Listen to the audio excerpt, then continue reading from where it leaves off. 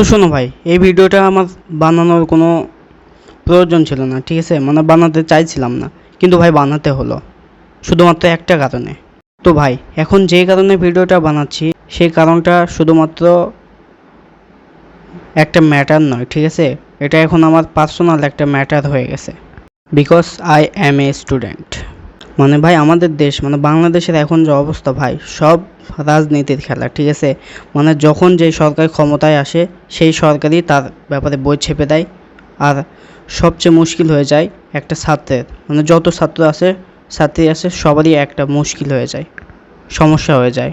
তো প্রথমে ক্ষমতায় ছিল শেখ হাসিনা, তারপর তার বাপের ব্যাপারে বঙ্গবন্ধু শেখ মুজিবের ব্যাপারে পড়া লাগছে, ওই ব্যাপারে পড়া লাগছে, ঠিক আছে? তারপর আবার যখন খালেদা আসছিল, মানে খালেদা জিয়া আসছিল, বিএনপি ক্ষমতায় আসছিল, তখন তাদের ব্যাপারে পড়া লাগছে, তারেক জিয়া, তারপর আরও অনেক কিছু, ঠিক আছে?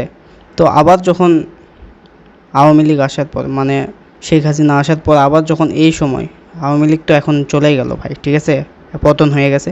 এখন যখন আবার বিএনপি ক্ষমতায় আসলো তখন আবার শিক্ষা মানে কারিকুলাম আবার বদলে দিচ্ছে।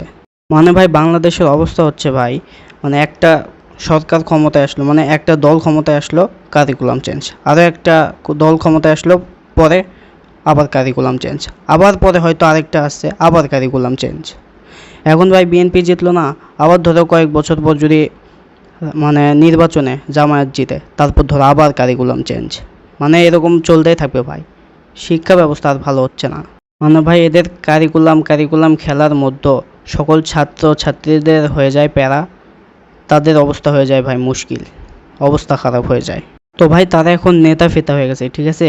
ছাত্রের যে অবস্থা ভাই, এত কারিকুলাম চেঞ্জ করলে ছাত্র ছাত্রীদের যা অবস্থা হয় ভাই, সেটা একজন ছাত্র বা ছাত্রী না হলে কখনোই কেউ বুঝতে পারবে না।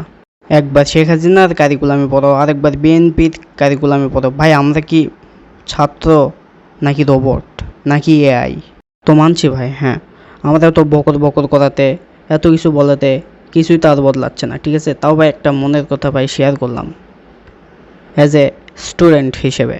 ভাই আরও একটা কথা বলে রাখি ভাই, দেশের যদি এই অবস্থা হয় মানে শিক্ষা কারিকুলামের, ঠিক আছে, তাহলে ভাই দেশে কেউ থাকতে পারবে না ভাই, মানে থাকবেই না, নিজের ইচ্ছা মতো একবারে চলে যাবে ভাই একটা ভালো দেশে, ঠিক আছে? মানে এরকম কারিকুলাম খেলার মধ্যে ভাই ছাত্ররা কোনো সময় ভালো থাকতে পারে না, একটা ছাত্র মানসিক শান্তি কখনোই পাবে না ভাই এই কারিকুলাম খেলার মধ্যে।